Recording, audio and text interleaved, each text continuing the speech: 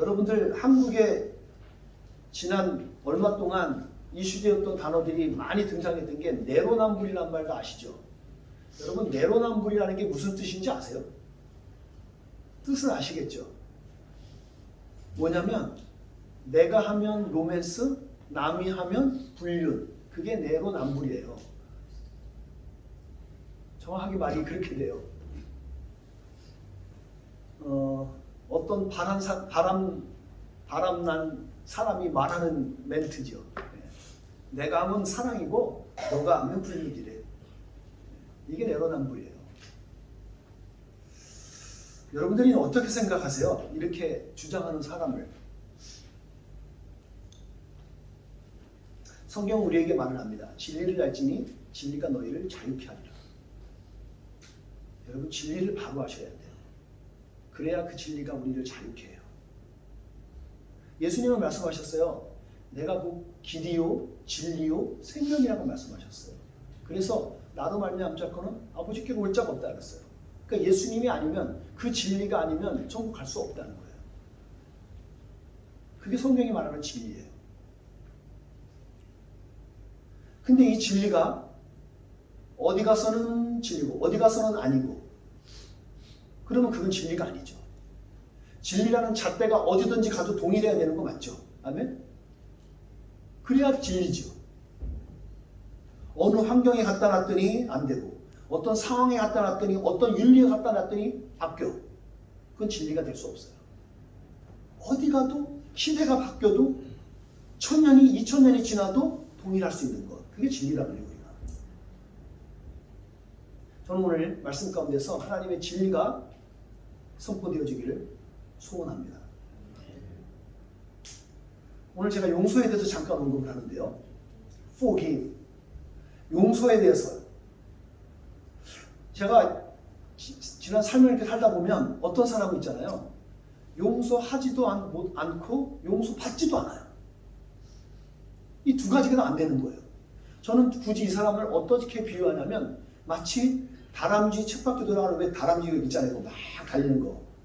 거기 안에 들어가 있는 사람이 아닌가 싶어요. 그렇게 비유해요.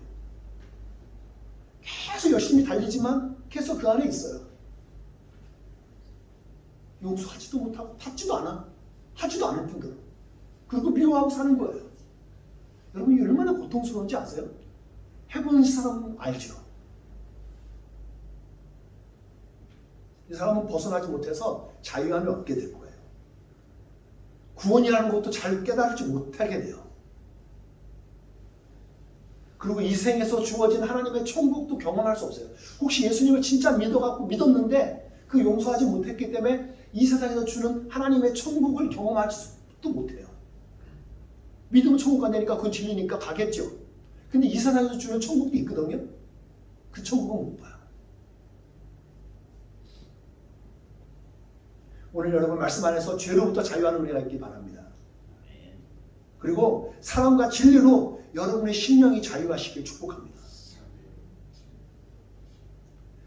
오늘 본문 전에 예수님께서 갈릴리에서 행하셨던 5가지 기적들이 있어요. 시간 많이 뺏기지 않으려고 저 정리를 해봤어요. 1장부터 3장까지 나온 것 중에 예수님께서 5가지의 기적을 행하셨어요. 치유를 하셨다고요. 더러운 귀신 들린 자를 치유하셨고 베드로의 장모를 문둥병 환자를 중풍병 환자를 손이 오그라진 거. 이게 뭐냐면 여러분 이건 deformed hand라고 그러는데 이 손이 말라갖고 이렇게 안 자라는 거예요. 그래서 작아요. 덜 자라는 거죠. 그래서 손 마른 사람이라는 거죠. 손이 오그라든 거죠. 기형이에요. 그래서 그런 사람을 이렇게 꿰었는데 쑥 풀어주는 거예요. 소아마비 같은 사람을 고쳐준 것처럼. 그런 치유를 예수님께서 행하셨어요. 곳곳에서 많은 사람들이 막 찾아왔어요. 예수님을 찾는 거예요. 왜요? 자기들도 치유받고 싶어서. 심지어 많은 사람들이 그를 따르면서 추종자들이 생기게 되었어요. 그게 3장 7절에 나오는 내용이에요. 추종자들이 생기죠, 당연히.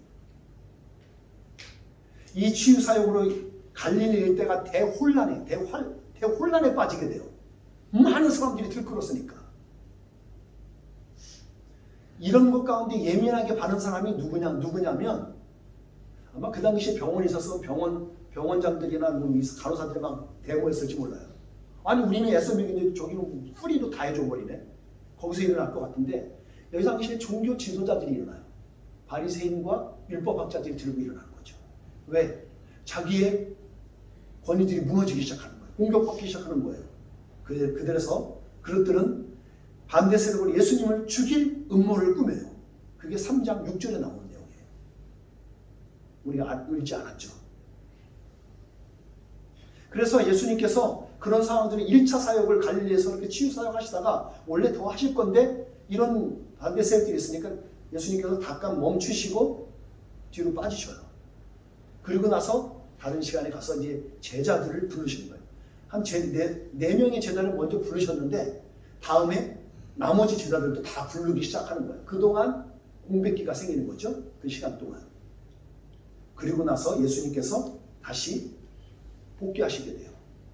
그게 오늘 본문에 같이 보는 현재 본문인 거예요. 제 2차 갈릴리 사역이 시작되는 거예요. 기대되는 거죠. 사람들은 동의해요. 이제 예수님은 또 왔대. 이야 우리 또 병 고치 받을 수 있어. 또 몰려오기 시작하는 거예요. 사람들이 마구 몰려와요. 어느 정도로요? 밥 먹을 시간이 없어요. 밥을 먹을 시간 없을 정도로 제자들도 그거 다 올겨나이죠 하고 막 하느라고 씻어 담느라고 밥을 못 먹는 거예요. 그렇게 바빴어요. 그 가운데 예수님은 복음을 전파하면서 그러니까 예수가 그리스도 예수님인 거죠. 복음을 전가하시면서 복음만 증거하신 게 아니에요. 사람들의 실질적인 필요가 뭔지 알아서 그들의 필요를 채워주는 거예요. 그게 가장 필요가 뭐예요? 그들의 질병을 고쳐주는 거죠. 힐링해 주는 거예요. 예수님은 직접 그것을 감당하시게 되었어요. 그들의 아픔과 고통을 안아주시는 거죠. 이걸 감당하기 위해서는 전적인 희생이 없이는 불가한 거예요. 예수님의 전적인 희생. 저는 그것을 오늘 마가복음의 종 주제로 servantship이요. 종의 자세, servantship이 있어야 되는 거예요. 그것으로 오늘 예수님 희생적인 사역을 감당하는 거예요. 예수님인데 인간의 몸을 한계를 가지신 거잖아요. 그분도 잠을 주무셨어야 했고 드셔야 됐을 거 아니었어요. 화장실도 가셔야 될 것이고. 근데 그는 헌신적으로 예수님이 이 사역을 감당하셔요. 그런데 바리새인과 율법학자들은 생각이 달라요. 그들은 거짓말을 하면서 거짓 선동을 하기 시작해요. 거짓 선동하죠. 저는 요즘 한국의 정치판을 보면 깝깝해요. 야당이건 여당이건 저는 어느 정당을 따르지 않아서 아니 나라를 위하고 나름대로 합리적인 모습 그런데 너무 지나칠 정도로 막 말도 안 되는 거하고 싸우고 있으니까 답답해요. 오늘 바리새인이 급격히 예수님을 보면서 말도 안 되는 것 같고 트집을 잡으면서 예수님 흠집내면서 거짓 선동으로 군중들을 막 자극하고 있어요. 급기야 예수님의 식구들도 그 얘기를 들었어요. 야, 저 예수님 저 미친 거야 저거. 미쳐서 그런데 그러면서 막 뭐라 그러니까 가족들 어머니하고 그 동생들이 와갖고 말리는 거예요. 와서 형님 아들아 이제 그만하고 저기 빠져있어. 네가 아무리 오른다 그래도 사람들이 여론이 안 좋아 너. 이러면서 막 말리나 그러고 몰려왔어요. 그 상황을 오늘 본문에 읽었죠 여러분들.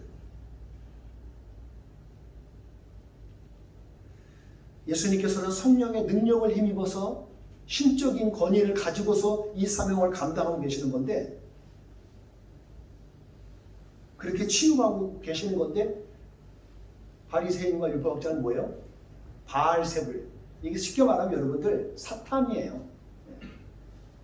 디블들의 마귀들의 대장, 그 프린스. 이제 그게 결국 사탄인 건데 그 바알세불이 들렸어. 이게 귀신이 마귀가 씌어갖고 그 힘을 통해 갖고 예수님이 이해를 했다는 거예요. 사람들은 놀랍죠. 귀신들이 진짜 물러가니까 사람들이 미혹되기 시작하고 속기 시작해요. 그거에 대해서 오늘 예수님께서 이제 결심을 하신 듯이 변론하는 거예요. 오늘 우리가 그걸 보는 겁니다. 예수님께서 변론하시는 내용을 보는 거예요. 뭐라고 변론했는지 보시면 돼요. 나눠서 하셔요. 첫 번째가 소극적인 변론을 하셔요. 되게 수동적인 것 같죠? 네, 변론을 하셔요. 뭐라고요? 이렇게 말을 하세요. 그건 옳지 않아. 그건 옳지 않아. 맞지 않아. 라고 얘기해요. 그러면서 비유로 설명하시는 게 오늘 본문에 읽었던 거예요. 24절에 나오는 게 그거죠. 나라가 자기들끼리 싸우면서 나라가 제대로 세워지니? 여러분 맞잖아요. 나라가 세웠는데 지들끼리 싸워. 말이 돼요? 나라가 쓰겠어요? 당연히 못 쓰죠. 그 다음에 얘기하는 건 뭐예요? 한 가족이 있어. 한 가족이 있는데 서로 막 싸워. 여러분 이게 교회 이제 가정이 있으면 가령 이제 부모가 있으면 아들과 딸이 낳았어요. 근데 아들은 엄마 편, 딸은 아빠 편. 이렇게 나눠갖고 싸우면 그 가족 꼬락서니가 되겠어요? 당연히 안 되죠. 나뉘어 싸우면 안 되죠. 한 가정은 온전한 가정을 이룰 수가 없는 거잖아요. 한 가정도 하물며 그렇게 싸우면 안 되는 건데. 근데 우리 한국의 역사에 아픈 역사가 있잖아요. 뭐예요? 남과 북이 싸워갖고 찢어져갖고 70년 동안 넘게 동안 그철하게 왔어. 똑같은 한국 사람이고 말을 통하는데 이 이상이 안 맞고 생각이 안 맞잖아요. 얼마나 이 불행한 거예요. 한 나라인데 그렇게 하면 나라가 쓸 수 없는 거야. 싸우면 그렇게 돼요. 그게 다 대표적인 현상인 거죠. 전 지나온 삶에서 돌아보면 가장 무서운 적이 어디 있는 줄 아세요, 여러분? 가장 무서운 적이 어디에 있는 줄 알아요? 내 편에 있는 거예요. 우리 편인데 우리 남 안에 있는 적이 가장 무서운 거예요. 여기서 저 북한에 편 들고 있는 사람이 가장 무서운 사람이 이게 딴짓하니까. 자유를 가지고 딴짓하니까. 얼마나 이게. 근데 더 무서운 건 누구냐면 뒤에 있는 거예요, 그 인간이. 뒤에서 총을 쏴버리고 뒤에서 칼을 찌르면 이건 속수무책이잖아요. 앞에 있는 거 어떻게 막기라도 해보지. 여러분 같이 서로 싸우면 그 나라는 꼴을 쓸 수가 없어요. 꼴이 되질 않아요. 오늘 예수님이 그렇게 합리적으로 얘기하는 거예요. 그러면 안 돼. 어떻게 하나 되겠어. 그러면서 말한 게 야 사탄이 자기들끼리 싸우면서 일을 일어나면 그건 스스로 망하는 거야. 오늘 이 본문이 그거잖아요. 그 스스로 망하는 짓을 왜 하니? 그러면서 예수님이 말하고 싶은 건 결론은 뭐예요? 이거예요. 나는 사탄이 아니야. 난 마귀가 아니야. 난 악마가 아니야. 라고 얘기하시는 거예요. 논리적으로 맞죠. 그렇다면 오늘을 사는 여러분과 저는 이 성경을 지나온 성경에서 그리고 지금 2000년대를 지나고 이 시기에 우리는 해석할 수 있는 또 하나의 옵션이 있어요. 우리는 거기다가 더 해석할 수 있는 게 뭐냐면 예수님께서 귀신을 내쫓으시고 사단을 제압하시는 분이라면 그분은 우리가 누구라고 봐야 돼요? 그분이 하나님의 아들이겠구나 라고 볼 수 있는 거잖아요. 합리적으로 그렇죠.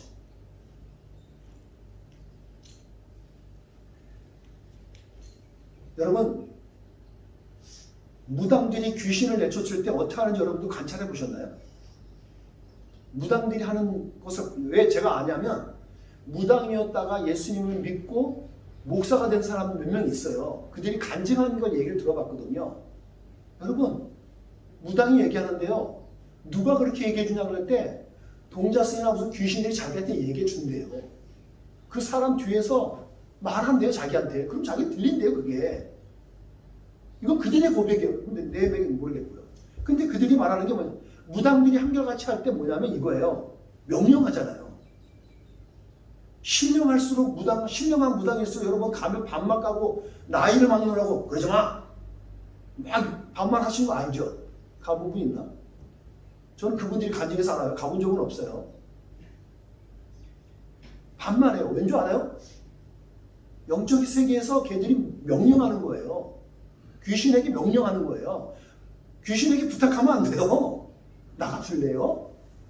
아니요. 안 먹혀요 그거는. 그러니까 명령하는 거예요. 왜냐하면 귀신은 인격체가 아니거든요. 그래서 그들이 가지고 있는 리미테이션이 있어요. 한계가 있기 때문에 그런데요. 그들은 한계가 있어요. 그러니까 그들에게는 나가 명령하면 되는 거예요. 제가 몇몇 상담한 자매들이 있고 형제들이 있었어요. 근데 그들이 말했던 것 중에 뭐냐면 자기는 귀신하고 대화를 한다는 거예요. 돼야 안 돼요. 저는 당장 말을 해요. 절대 그러지 말라고. 귀신하고 대화하는 거 아니라고. 근데 그들은 이렇게 헷가다. 여러분 그 사람들이 한결같이 일어나는 현상은 약간 미쳐 있어요. 제정신이 아니에요. 멈춰야 돼요. 그때는. 그리고 그들에게 제가 권면을 해요. 예수님의 이름으로 내쫓으라고 해요. 내쫓으셔야 돼요.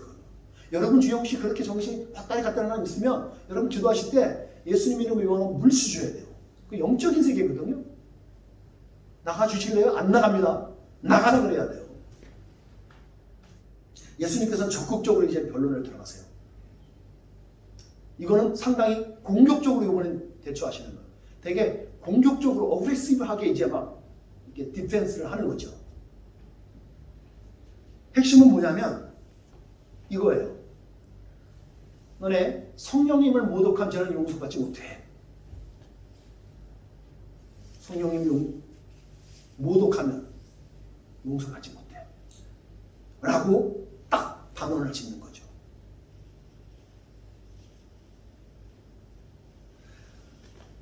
성경에 보면 오늘 본문만 봐도 있잖아요. 28절 여러분 눈으로 한번 읽어보셔요. 28절만 봐도 거기에 어떤 내용이냐면 무슨 죄를 짓든지 혹은 비방, 모독하는 거 있죠? 그거를 하든지 다 용서받을 수 있다 그래요. 예수님을 모르고서 하나님을 막 하나님 어디 있어? 막 지저스 막 하면서 막 했던 말들 그것 같은 거 했던 거 몰라서 했던 거 그것도 용서받을 수 있대요.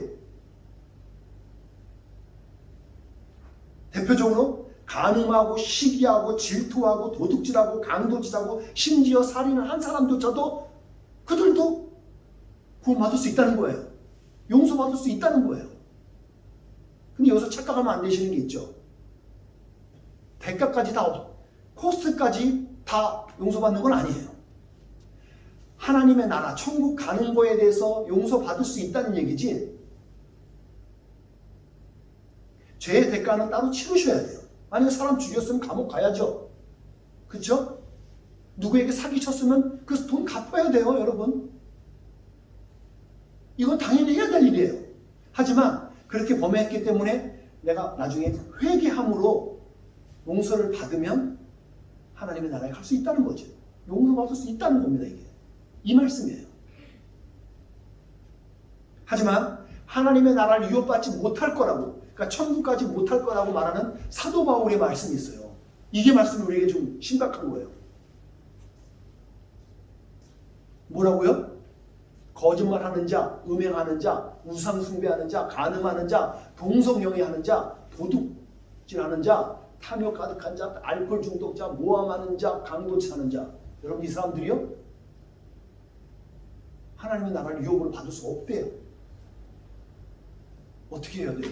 어떻게 해석해야 돼 이거요? 지금 이거 이렇게 하고 있는 사람 어떡하죠?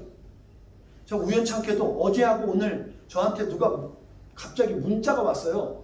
우리 교회에 대해서 영어로요. 우리 교회에 대해서 질문할 게 있대요.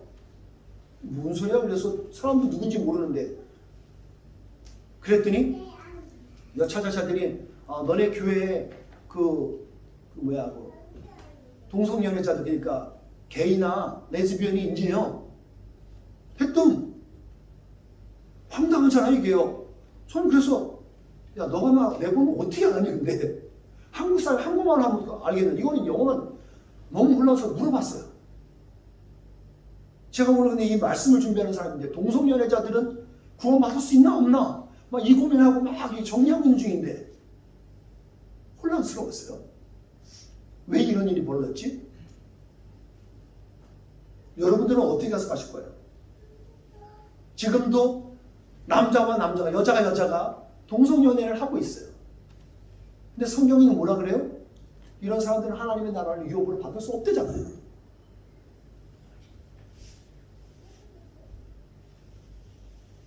여러분 하나님의 말씀이 하나, 그 다음 구절에 숨어있는 말씀이 하나 끝까지 보셔야 되는 거예요. 뭐라고 나와요?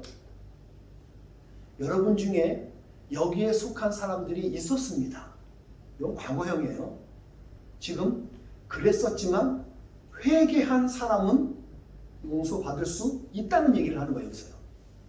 여러분은 우리 주 예수 그리스도의 이름과 우리 하나님의 성령으로 씻음을 받고 거룩해졌으며, 그러면 이 사람들도 구원받을 수 있다는 거예요. 그게 복음이에요. 이게 우리에게 굿뉴스예요. 이게 무슨 말이에요? 죄를 회개하면 용서받을 수 있다는 거예요. 자, 그럼 여러분들이 잘 생각할 게 있어요. 용서의 정의를 보셔야 되고, 용서가 어떻게 용서고 회개는 뭐냐 이거예요. 어떻게 해야지 회개가 되는 거죠? 회개는요, 죄를 먼저 인정하시는 거예요. 아, 이거 죄네 라고 인정하는 게 돼야 돼. 순서가 죄를 인정하고 그 다음에 그 행했던 행함으로부터 스톱뿐만 아니라 돌아서야 돼요. 내가 동성연애를 하고 있었으면 동성연애를 스톱하고 돌아서야 돼요. 하지 말아야 돼요. 그게 회개예요. 근데 동성연애는 계속 하면서 회개했대? 아니요. 지금 여러분 심각한 거 여러분 아셔야 돼요. 지금 현재 교황인 사람이 프란치스가 266대 지금 교황이에요. 이 사람이. 근데 이 사람이 말한 게 심각한 문제가 하나 있어요. 뭐냐면 죄를 가지고 있으면서, 그러니까 레즈비언이건 게이건 뭐 중성이건 뭐 어떤 다 가지고 있으면서 그 죄를 계속 지고 있으면서 그래도 자신만의 죄 해결 방법으로 구원받을 수 있다고 말하는 게 이 사람의 교리예요. 여러분 이거 그냥 흘겨 들으시면 안 돼요. 아, 좋은 것 같죠? 여러분, 아니 얼마나 천주교는 좋아요? 아, 술도 먹고 마음대로 먹어도 되고 담배도 마음대로 펴도 되고 그냥 그거 다 해도 된대요. 하지만 고해성사만 잘하고 죄만 해결하면 너는 자유해. 너는 천국 가. 얼마나 폭넓어요. 천주교들이 우리 개신교 뭐라는 줄 아세요? 너는 왜 이렇게 폭이 잡어? 너는 너무 편파적이야 라고 얘기하는 게 그거거든요. 그들은 넓어요, 관점이. 근데 이게 성경적으로 봤을 때 맞냐 이거죠. 지금 너 다 죄 짓고 있어, 다 괜찮은데 너만의 해결 방법으로 회개하면 용서받아. 여러분, 많은 사람들이 현혹되겠죠. 여러분, 오늘 시간이 돼서 제가 말씀을 드려요. 여러분, 저는 여러분이 술과 담배 부분에 대해서는 저는 성경적으로 관점에서는 성경에서 그것 때문에 여러분이 구원받지 못한 그거 없어요. 명확하게 그 말씀을 드릴게요. 담배 핀다고 지옥 가지 않습니다. 술 마신다고 지옥 가지 않아요. 먹을 수 있어요. 근데 성경에 우리에게 뭐라고 권면하냐면 술을 취하지 말라 그래요.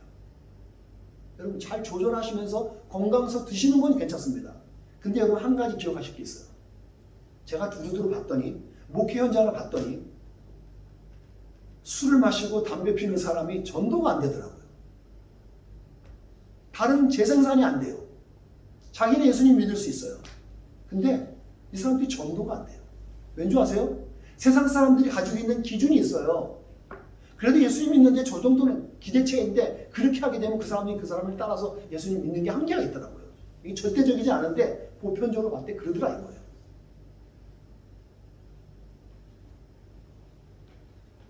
오늘 이 모든 짓을, 과거에 어떤 일을 했을지라도 예수님을 믿고 그 다음에 회개하고 돌아서면 용서받는다는 게 성경의 진리예요. 그런데 결코 용서받을 수 없는 죄가 있대요. 결코 용서받을 수 없는 죄가 있다는 거예요. 성경은 오늘 그걸 뭐라 하냐면 영원한 죄라는 거예요. Eternal Sin이에요. 빼도 박도 못하는 죄가 있다는 거예요. 그 죄가 뭐예요? 성령님을 모독하는 죄를 용서받을 수 없다는 거예요. 이건 무조건 지옥 간다는 얘기예요. 이게 쉽게 얘기해서 지옥행이라는 거예요. 마가는요, 베드로를 잘 알았던 사람이고 바울을 잘 알았던 사람이에요. 그리고 그는 예수님의 제자들을 다 봤던 사람이에요. 그리고 그들과 릴레이션십을 가지고, 그리고 예수님 제자들이 70명의 제자들이 막 나가서 전도하고 와갖고 막 말했던 것도 다 그는 알았던 사람이에요. 베드로의 사역의 현장을 봤던 사람이고 바울의 선교 현장을 봤던 사람이에요. 귀신을 내쫓은 즉 내가 쫓겨나는 것을 봤던 사람이에요. 결정적으로 마가가 확실히 가지고 있던 사실 하나는 사도행전에 나오는 베드로가 행했던 놀라운 일 중에 하나 있는데, 그 중에 초기 기독교 단체들이, 그 사람들이 모여서 공동체를 이루면서 하나 일을 했던 게 있어요. 아나니아와 삽비라 이야기 아시죠? 아시나요? 아시는 분 고기를 한번. 초에 모아졌는데 모든 소유를 공유하면서 막 사람들이 하나 되어주면서 자기 재산을 팔아서 막 다 공동체에 속해서 막 하나 되는 거예요.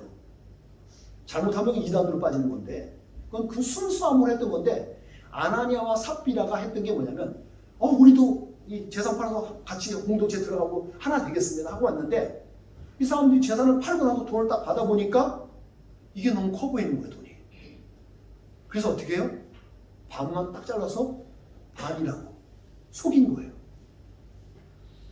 그리고 베드로한테 가서 바쳤는데, 베드로는 신령하게 영을 통해서 알았단 말이에요. 성령님께서 알려주셨어요. 이거 진짜 맞아? 그랬더니 진짜 맞습니다. 그래서 뭐예요? 너 거짓말했기 때문에 너 죽을 거야. 그 자리에서 죽어요. 그 다음에 그가 시체가 들고 나가려는 때 그 아내도 들어왔는데 아내도 동일하게 입을 맞췄거든요. 그랬대요. 속이는 즉 죽었어요. 그 역사를 마가는 너무너무 역력히 잘 알고 있었던 거예요. 성령님을 모독한다는 의미는 뭐냐면 성령님을 속이는 거예요. 성령님이 하시는 일이 뭔지 아세요?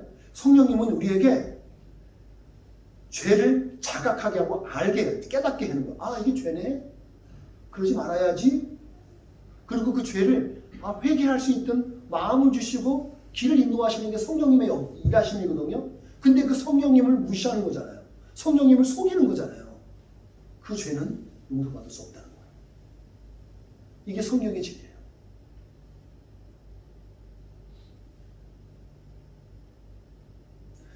회개의 은혜를 악용하는 거잖아요. 하나님이 회개하면 나 용서해 준다니까 하고서 하나님 sorry, just I was 이렇게 미쳤다고 매대했었다고 그리고 다시 또 일을 해요. 또 잊어먹고 와서 또 해요. 그걸 반복적으로 마치 성령을 노역하는 거잖아요. 여러분의 배우자가 뭘 이렇게 하고 나서 하지 마 그랬는데 안 할게. 또 해. 그걸 10번, 100번 해봐요. 여러분 이게 돌아가겠죠 이게.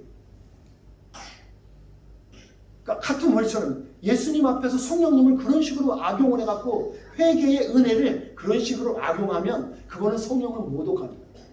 성령을 속이는 거에 대해서는 그거는 용납되지 않는다는 거예요. 어디서 나오는지 아세요? 마태복음에도 나와요. 한번 같이 읽겠습니다. 우리 시작.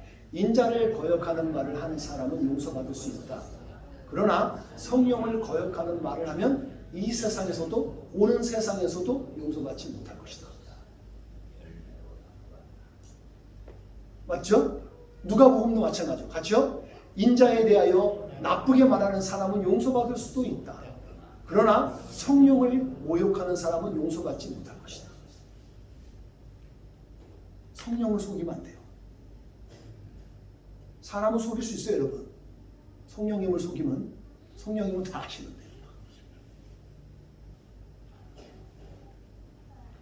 결국 예수님께서 오늘 이 성경에서 말하고 있는 것은 율법학자들에게 이 메시지를 주는 거예요. 야, 너네들 그렇게 하면 천국 못 가. 라고 얘기하는 거예요, 지금. 대놓고 얘기하시는 거예요. 완전히 공격적인 지금 변론을 하고 계신 거라고요.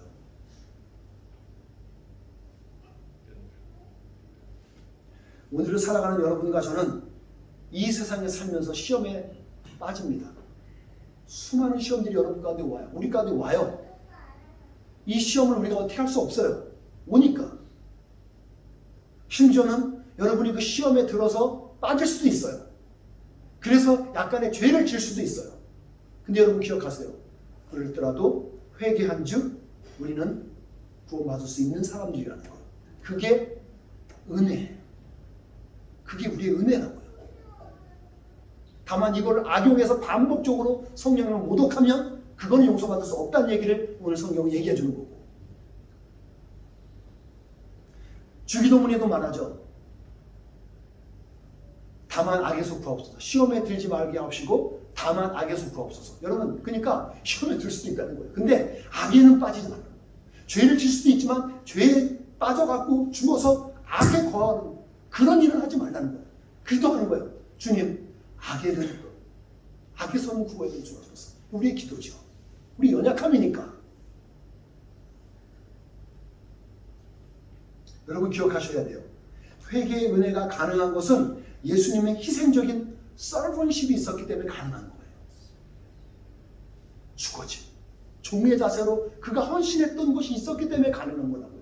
이것이 없이는 불가능한 일이었어요. 말씀을 뵙겠습니다. 예수님을 믿고 죄를 회개함으로 죄에서 자유하게 됨을 믿으시는 은혜가 있기 바랍니다. 여러분 행여라도 반복되는 죄에 빠져갖고 다람쥐 쳇바퀴처럼 막 돌고 그런 삶을 사셨던 분들이 있다면 여러분 속히 회개하시기 바랍니다.